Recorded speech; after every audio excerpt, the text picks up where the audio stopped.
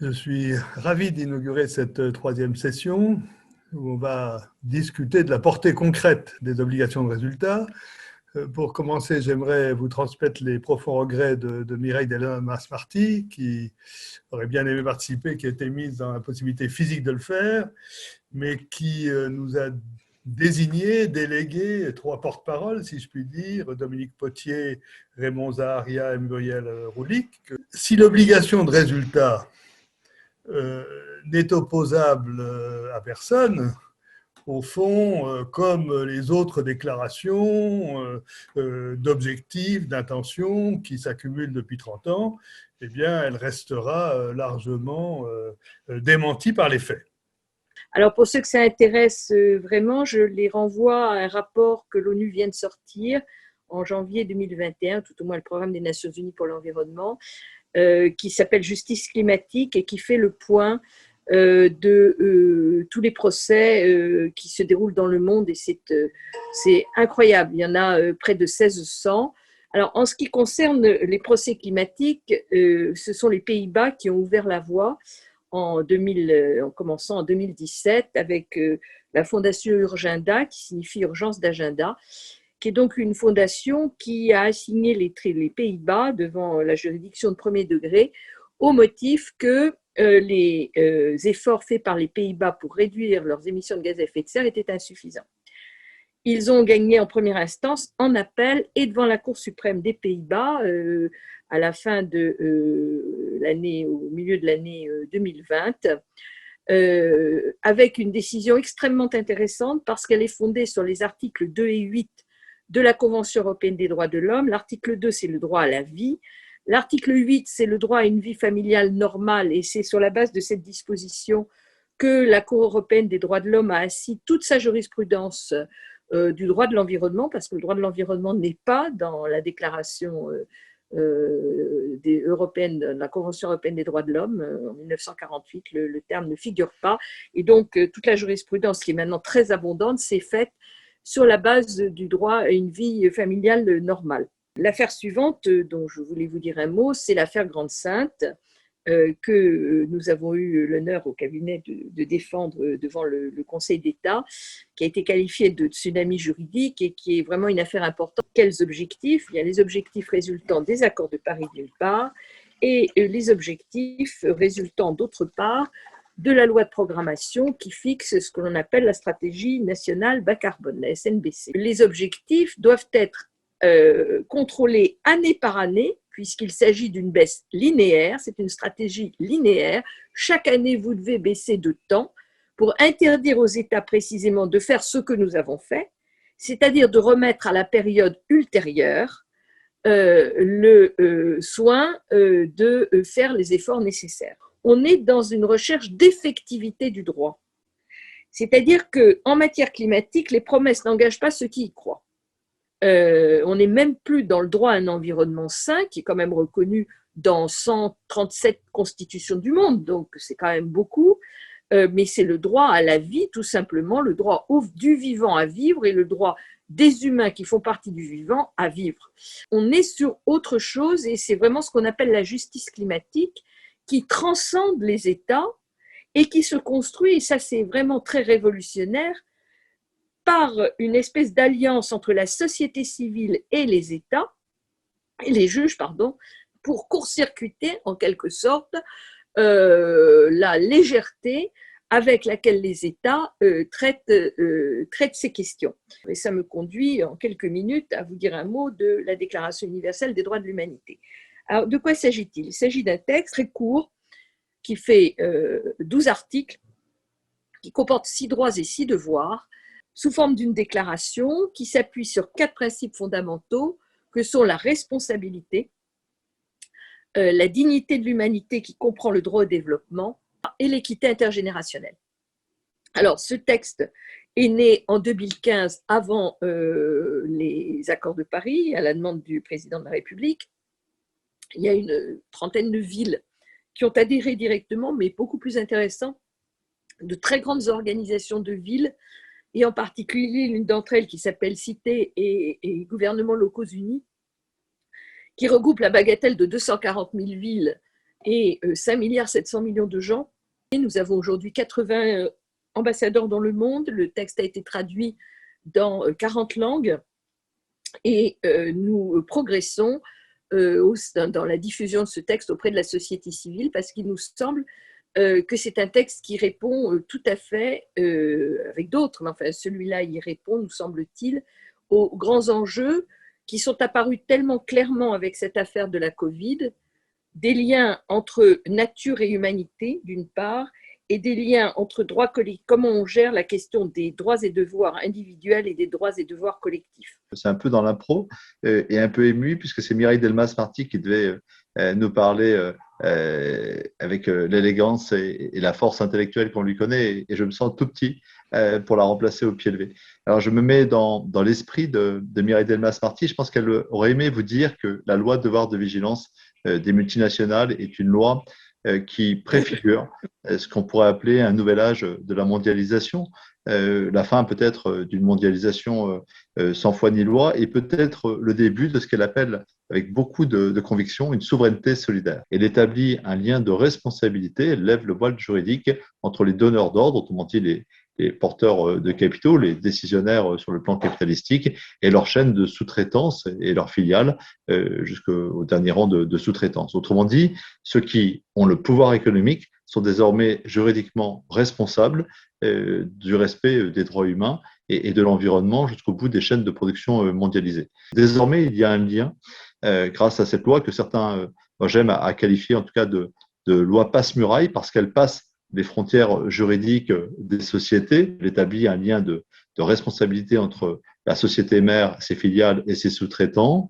D'autre part, elle passe les frontières dans le sens où elle n'a pas de limite de territorialité et une multinationale, enfin ses actionnaires peuvent être amenés à rendre compte de l'esclavage moderne, d'une pollution majeure, d'un écocide au bout de la planète, au bout de la 10e ou 100e chaîne de sous-traitance.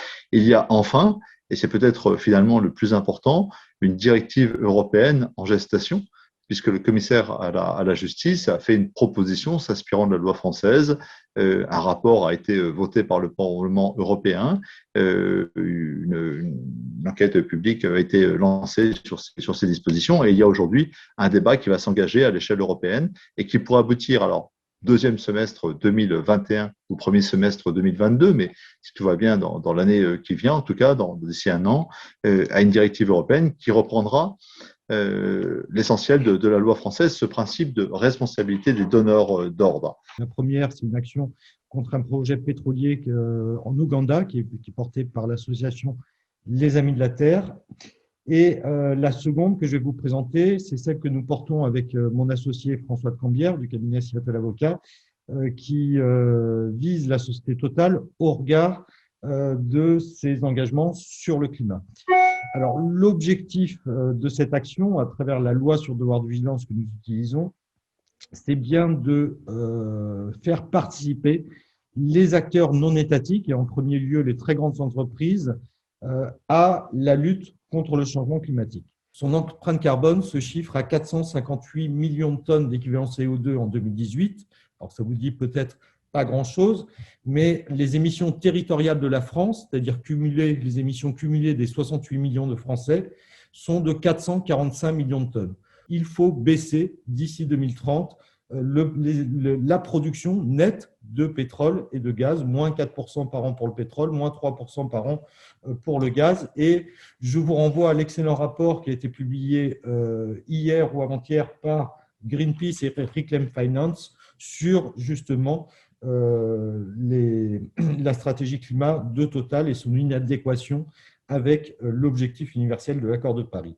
Très concrètement, nous demandons à Total d'adopter une série de mesures, dont une baisse de production nette de pétrole et de gaz à hauteur de moins 25% pour le gaz d'ici 2030 et à hauteur de moins 37% pour le pétrole. Ces chiffres, ce ne sont pas des chiffres que nous sortons, que nous avons calculés nous-mêmes, ce sont des chiffres qui sont donnés par le GIEC. Je vais parler d'un sujet qui est légèrement différent, en tout cas dans sa perception. Les trois premiers intervenants sont partis sur la question très, très juridique. Pierre m'a demandé de parler des citoyens et je vais être beaucoup moins sur la question juridique et peut-être plus sur la question de l'action. Une démocratie où ceux qui font, ceux qui agissent dans les territoires, dans l'économie, dans le monde associatif, dans le monde de la recherche, à tous les niveaux, prennent une part du pouvoir. Et effectivement, la question, c'est de savoir comment ces trois dimensions démocratiques se complètent et se substituent pas. Et aujourd'hui, on est trop souvent, je crois, sur des questions de substitution et ça pose plus des questions de valeur. Mais la cinquième clé, c'est celle de la synchronicité. Et elle est de plus en plus présente chez les jeunes, elle est naturelle chez les jeunes. Cette prise en compte globale a pour une caractéristique. C'est-à-dire quand on rentre dans la logique d'action, on est aussi dans une logique d'amélioration de sa qualité de vie. Je m'explique, je crois que quand on fait soi-même, quand on participe, quand on est dans l'acte, quand on contribue soi-même au fait de résoudre les enjeux, on est sur la qualité de vie. Par une action qu'on a initiée dans la Fondation des Transitions, qui est devenue aujourd'hui portée par un collectif qui s'appelle Stop Exclusion énergétique. Vous avez peut-être vu ces derniers jours notre porte-parole Emmanuel Béard dans les médias, on lance une action spécifique. On s'est donné un scénario de responsabilité collective ambitieux, mais qu'on a voulu extrêmement positif, et il s'appelle « Comment sortir 1 million de personnes par an de la précarité énergétique ». Mais ça nous a obligés à travailler sur des bénéfices, on appelle puissance 4, enfin en tout cas du win-win-win-win, c'est-à-dire à enclencher des actions où le bénéfice environnemental renvoie au bénéfice social, c'est évident quand on isole un logement d'un très grand précaire, mais aussi dans la question de l'emploi, et qui ramène à la question sanitaire. Mais c'est parce qu'on trouve ces bénéfices communs qu'on peut arriver forcément à enclencher de l'action et du changement d'échelle, et cette dimension juridique évidemment nécessaire, etc., arrive ensuite, mais parce qu'on a d'abord créé cette dynamique, cette relation de confiance, cette volonté de justice sociale et économique. Je crois qu'on ne réglera rien sans la culpabilité. Voilà. Pour finir, je dirais qu'il y a une nouvelle exclusion qui est en train d'apparaître.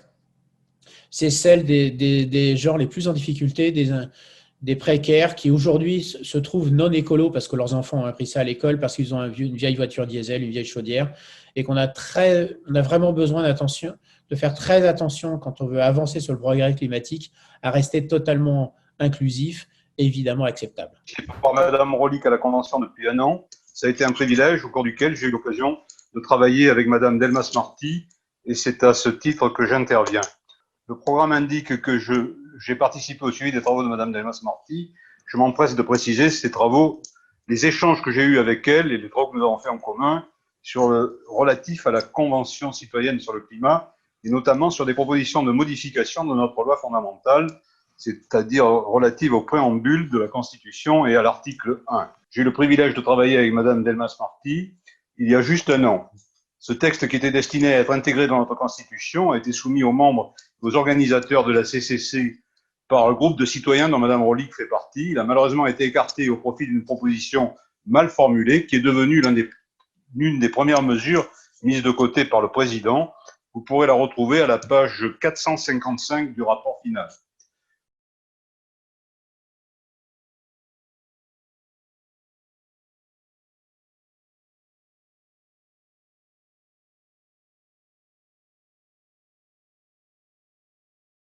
En fait, moi, je vais vous parler de la cohérence en général, enfin, surtout pendant la convention, mais aussi en général. Donc, en fait, déjà, ma rencontre avec Madame Delmas-Marty, en fait, j'ai demandé à Monsieur Zaharia, avec qui j'étais rentrée en contact via le groupe des Argonautes, je crois bien. Et à un moment donné, je lui ai demandé est-ce qu'il connaît des juristes. Voilà, il se trouvait qu'en fait, à un moment donné, il est parti à une conférence, il l'a entendue et il est allé la voir et voilà, pour lui demander si elle était d'accord pour se mettre en contact avec nous. Voilà. Donc, en fait, ce qui se passe, c'est que du coup, Madame Delmas-Marty, elle m'a parlé des biens publics mondiaux, enfin des biens communs tout court d'ailleurs aussi. Et il se trouve que pendant la convention, en fait, sur les commentaires des juristes, ils parlaient d'un organisme mondial du commerce, que je ne savais même pas l'existence. Et du coup, j'ai tout de suite fait le lien. Et je me suis dit que, en fait, pour combattre les gaz à effet de serre, effectivement, le problème, c'est quoi? C'est le libre-échange. Donc, pour poser une équité, en fait, ce qu'il faudrait, c'est de mettre en place une organisation mondiale des biens communs, avec une équité avec le commerce. Voilà. Donc le gouvernement met en place une convention démocratique suite à l'effervescence du mouvement des Gilets jaunes. Finalement, ils ne prennent pas en compte les propositions issues des citoyens, ils prennent surtout en compte celles qui sont suggérées par les experts. C'est mon bilan, hein, c'est ce que j'ai pu remarquer. Et alors, par exemple, ils ont soutenu l'ajustement carbone aux frontières de l'UE, proposé par l'équipe d'experts, mais ils n'ont pas pris en compte, par exemple, la modification de la loi sur la non-acceptation géographique dans l'Union européenne, ni la diminution de l'importation en France. Voilà. Le but de cette convention, je suppose, était de redonner confiance aux citoyens en les faisant participer. Et finalement, d'une part, on ne leur donne pas la possibilité de s'assurer de la bonne exécution de leurs propositions. Et d'autre part, on ne prend pas en compte leurs propositions. Moi, c'est sûr que pour diminuer les gaz à effet de serre, ça me paraît logique en fait de minimiser l'utilisation en fait.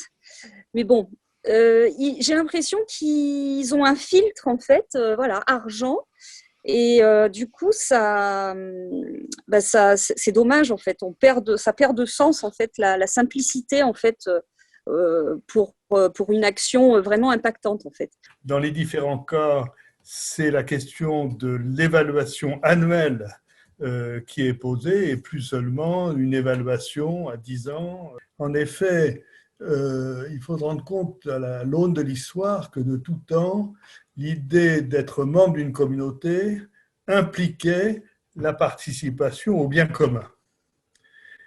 Et il y a eu une rupture majeure dans l'Occident, d'abord avec la colonisation, qui a posé comme principe la responsabilité limitée, avant même les règles du 19e siècle, en vue de faciliter l'investissement dans la mise en valeur de l'outre-mer.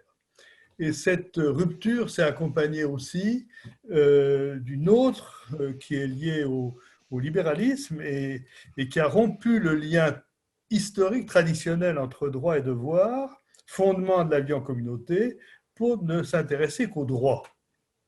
Il y a une évidence qui s'est imposée depuis les années 90, c'est que aux interdépendances mondiales doit nécessairement correspondre d'un côté une éthique planétaire et celle-ci à son tour doit fonder un droit social nouveau. Le travail qu'on a mené avec Mireille Delmas-Marty dans le cadre d'un groupe international et qui donne naissance ces jours-ci à un livre qui s'appelle « Vers un ius commune universalisable », ius commune par référence au droit latin, qui, au Moyen-Âge, était la référence commune à tous les peuples issus de l'Empire romain. Ce serait l'expression, ça doit être l'expression de ce que nous vivons tous, une communauté mondiale de destin. Communauté mondiale de destin qui existe de fait actuellement, tout simplement, parce que, comme on le voit à travers le dérèglement climatique, nous sommes tous sur la même planète, nous sommes tous sur le même bateau, et même si certains auront plus de possibilités de s'en évader que d'autres, il n'empêche que nous partageons une destinée commune. Mais par contre, cette communauté mondiale n'est pas instituée. Il n'y a pas de communauté des peuples. Mon ami Georges Bertoin, sur lequel je reviendrai tout à l'heure, parle de l'ONU comme syndicat de gouvernants, et je crois que c'est assez juste. On peut identifier 6 dimensions de la responsabilité, 6 polarités, dont vous allez voir tout le rôle. Premièrement, est-ce qu'il s'agit de responsabilité subjective ou objective? En d'autres termes, responsabilité subjective, ça veut dire que j'ai volontairement, en quelque sorte, provoqué un impact négatif sur les autres membres de la communauté, ou bien simplement responsabilité objective, quelles que soient mes bonnes ou mauvaises intentions, dans les faits, j'ai impacté de manière négative sur les autres membres de ma communauté. Et 6e dimension, est-ce que notre responsabilité est seulement une obligation de moyens? Dans le droit administratif français, par exemple, Et c'est en cela aussi que les procès récents sont une très très belle rupture. Il suffisait d'avoir pris des mesures administratives, quel que soit en réalité leur impact, ou éventuellement même, comme l'a évoqué Raymond Acarial, quelle que soit la contradiction avec d'autres dispositifs de même nature et de même valeur, ou bien effectivement, s'agit-il d'une obligation de résultat. Et alors la thèse que je défends est que nous pouvons faire mouvement. Nous avons travaillé collectivement sur l'idée de déclaration universelle des responsabilités humaines que vous retrouverez sur le site. Et je pense que parmi les étapes prochaines, on peut en envisager trois. D'abord, une initiative européenne. Je pense qu'on l'a vu la semaine dernière, la conférence sur le futur de l'Europe pourrait se saisir de la question d'obligation de résultat. Pour les mêmes raisons, elle pourrait se saisir de l'idée d'une convention européenne des responsabilités humaines. Elle tracerait la voie et ça élargirait la compétence de la Cour des droits de l'homme à la question de la responsabilité. Deuxièmement, puisque vous avez vu à quel point maintenant le rapport société civile juge, collectivité territoriale, société civile politique, société civile en tant qu'action positive, comme l'a décrit Gilles, peuvent jouer un rôle majeur.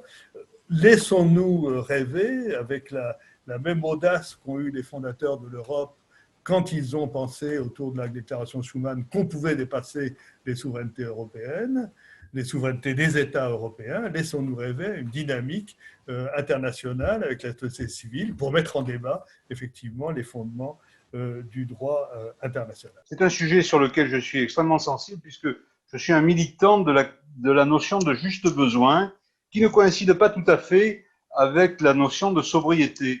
Dans le juste besoin, si vous voulez, il y a le fait de mettre fin à une utilisation totalement irrationnelle de ressources, quoi, soit par incompétence, soit par désir, par hubris, si vous voulez. Hein. Je voulais intervenir également sur la question de la responsabilité, de sa double face, parce que je trouve que ce que Gilles Béraud a dit était très intéressant. Est-ce que le recours systématique au procès, qui est quand même une des choses, une avancée très intéressante actuellement, est-ce que ce n'est pas en même temps une manière d'entretenir un sentiment de ressentiment? Et ça, c'est directement lié précisément à la manière dont on cherche à construire la responsabilité, pas pour elle-même, mais en tant que concurrence entre des droits. Et ça devient, je porte plainte contre l'État, je porte plainte parce qu'il atteint mes droits.